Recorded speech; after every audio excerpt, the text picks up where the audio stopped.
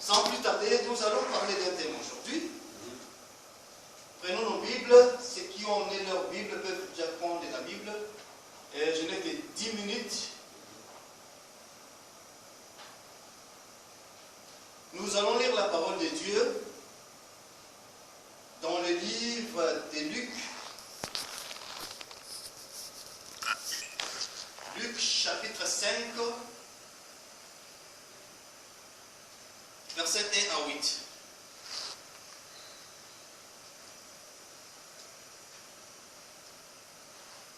Si tout le monde est là, je peux lire. Comme Jésus s'est trouvé auprès du lac de Génézareth et que la foule s'est pressée autour de lui pour entendre la parole de Dieu, il vit au bord du lac 2 barques d'où les pêcheurs étaient descendus pour laver leurs filets. Il monta dans l'une des barques qui était à Simon et il les pria de s'éloigner un peu de terre. Et si la Bible vous appartient, si vous pouvez souligner, s'éloigner un peu de terre. Il les pria de s'éloigner un peu de terre. Si la Bible t'appartient, donc tu soulignes, s'éloigner un peu de terre. Puis il s'assit et de la barque, il enseignait la foule. Lorsqu'il cessait de parler, il dit à Simon, avance en pleine eau et jetez vos filets pour pêcher. Et s'il y a moyen encore, au verset 4, vous soulignez encore, avance en pleine eau. S'éloigner un peu de terre, là vous soulignez, et puis au verset 4, avance en pleine eau, vous soulignez aussi. Et jetez vos filets pour pêcher.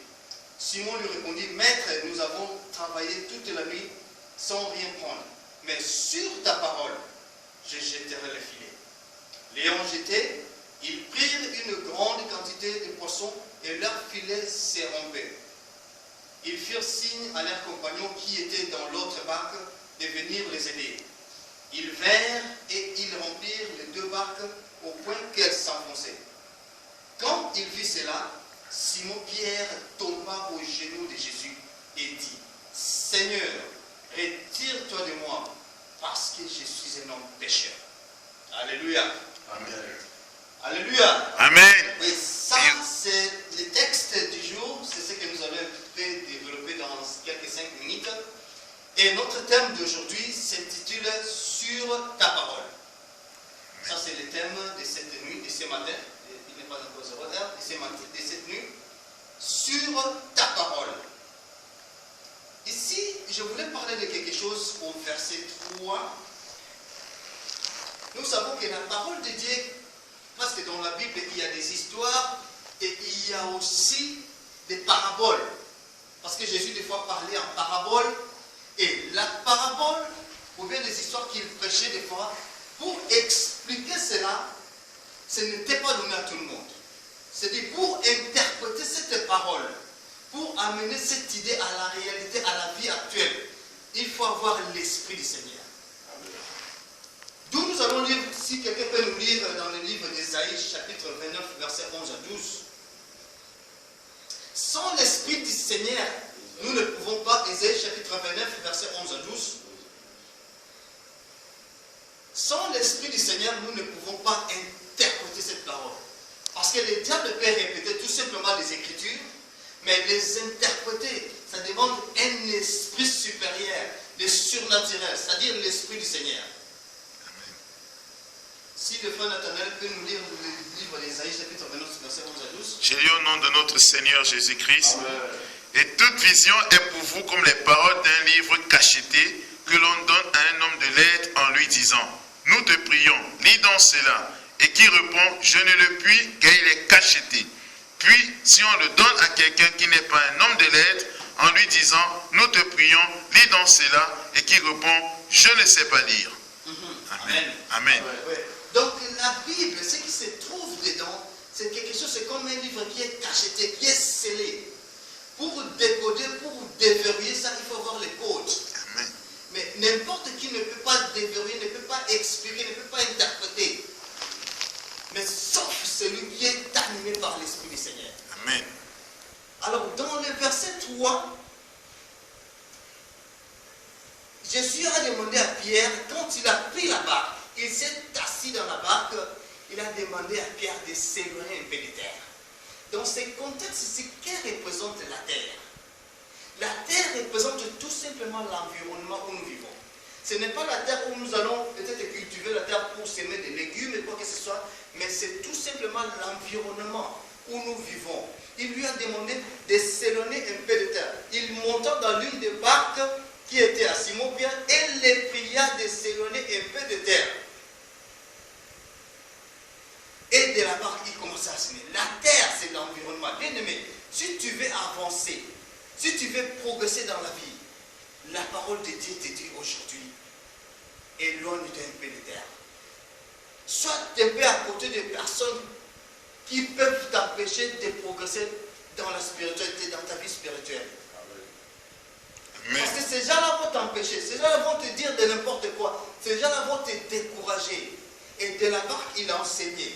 Et nous avançons, parce qu'on n'a pas le temps, au verset 4.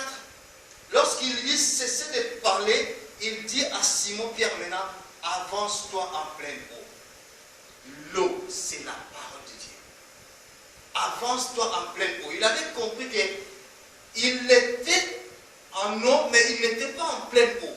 Si on nous demande, si on entre dans le contexte de ce texte, si on nous demande entrer en pleine eau, c'est-à-dire c'est quoi?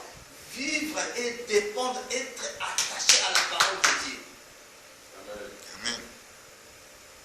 Et si nous revenons dans le livre de Matthieu encore, dans le livre de Jean chapitre 4, nous voyons l'histoire de la femme samaritaine. La conversation avec Jésus-Christ, il a parlé de l'eau. La femme parlait de l'eau physique, de l'eau qu'on boit. Mais Jésus-Christ parlait de l'eau spirituelle. Il a dit, si je te donne cette eau, tu n'auras plus soif. L'eau dont on parlait, c'est Jésus-Christ. L'eau, c'est la parole de Dieu. Il a dit, avance-toi en pleine eau. Bien aimé, nous devons avancer en pleine eau. Nous devons être comblés de la parole de Dieu. Nous devons être remplis de la parole de Dieu. Il faut avancer en pleine eau. Parce que sans la parole de Dieu, nous ne pouvons rien faire. Et on avance, on va avancer. Simon-Pierre, nous avançons. Et au verset 4, il a demandé à Pierre d'avancer en pleine eau, de jeter le filet. Mais suivez la réponse de Pierre. Il a dit, Simon-Pierre lui dit au verset 5, Maître, nous avons travaillé toute la nuit sans rien prendre. Mais sur ta parole, il a dit, mais sur ta parole, je jeterai le filet. Bien aimé, il y a des fois on t'a prêché. Tu as plusieurs fois entendu des paroles, la prédication, des différentes prédications. Mais cette fois-ci, je te dis, si tu as une situation qui t'est compliquée, si tu as un problème qui persiste jusqu'à présent et que tu ne trouves pas la solution, l'Éternel veut te dire encore ce matin, essaie encore de jeter le filet. Essaie encore d'entrer dans la profondeur de la parole. Peut-être que tu n'es pas dans la profondeur. Quand on dit avance-toi en pleine eau, Jésus a dit à Pierre, avance-toi en pleine eau. Après avoir prêché. Quand il est assis dans la barque, il a dit, éloigne-toi un peu de terre. C'est-à-dire, quitte le monde où tu vis, quitte les amis qui t'empêchent de vivre. Mais après avoir fini de parler, il a dit maintenant, avance-toi en pleine eau. Mais là, tu entres. Tu as lu des enseignements. Tu as écouté des paroles. Tu ne savais pas comment progresser, comment prier. On t'a prêché comment prier en esprit. Tu as compris, tu as eu des différentes techniques, comment prier en esprit. Tu ne savais pas comment combattre en esprit. Mais on t'a prêché, tu as les techniques, comment tu peux combattre en esprit. Maintenant, on te dit d'avancer en pleine eau. Pierre a dit, on a péché. Non, il y a des fois des paroles, les serviteurs te disent, voilà, ça dans la vie, il ne faut pas hésiter. Même si tu avais une décision quelconque, mais essaye un peu de mettre un mais là-dessus. Pierre a dit, on a péché toute la nuit. On a dit, mais sur ta parole, je jetterai le filet. Et nous avons vu les résultats quand Pierre a jeté le filet. On a dit, c'était tellement plein. Léon jetait, il prit une grande quantité de poissons et leur filet se rompait. Quand tu acceptes la parole de Dieu, quand tu acceptes d'entrer dans la profondeur pour écouter ce que les serviteurs disent, ce que la parole de Dieu dit, tu te conformes à la parole de Dieu, il y aura un changement que les gens ne peuvent même pas croire. Ce qui était impossible, alors tu verras que ça sera possible. Toute la nuit que Pierre a fait, il a parcouru la pêche. Pierre n'était pas n'importe quel pêcheur. Pierre était un spécialiste de la pêche. Il vivait dans la pêche, il connaissait bien l'eau. Mais ça n'a pas marché. C'est-à-dire, dans nos vies, bien aimés, il arrive des fois que tu sais que je suis comme ça, tu comptes faire ça, mais ça ne marche pas. Ce n'est pas parce que ces échecs-là, ce n'est pas pour détruire la vie, mais c'est pour t'enseigner quelque chose. Pour que la gloire de Dieu se manifeste.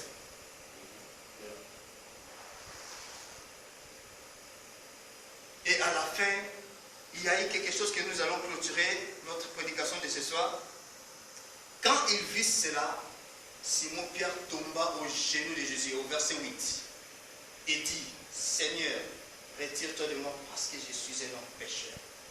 Quel est ton comportement des fois quand tu te rends compte que tu es pécheur quelque part, tu as mal fait.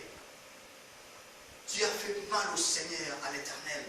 Quel est ton comportement? Est-ce que tu prends le temps de te raverser comme Pierre a dit, Seigneur, retire-toi de moi, je suis un homme pécheur. Des fois, tu as eu des problèmes avec tes frères et sœurs, des fois dans la famille, des fois dans l'environnement où tu vis. Étant chrétien, étant un enfant de Dieu, étant quelqu'un qui est enseigné, qui entre dans la profondeur, qui avance en pleine eau, comment tu te comportes? Est-ce que tu as le temps de te rabaisser pour dire, Seigneur, j'ai mal fait, je vais demander pardon, je me rabaisse devant toi parce que je suis un pécheur. Est-ce que tu le fais? Pierre avait compris une chose, qu'il était en face du miroir. Bien aimé, si tu veux partir dans une fête, tu peux tout faire, mais à la dernière portion, tu vas te présenter devant le miroir pour voir si ça va, si ok, si tu peux sortir, aller à la fête.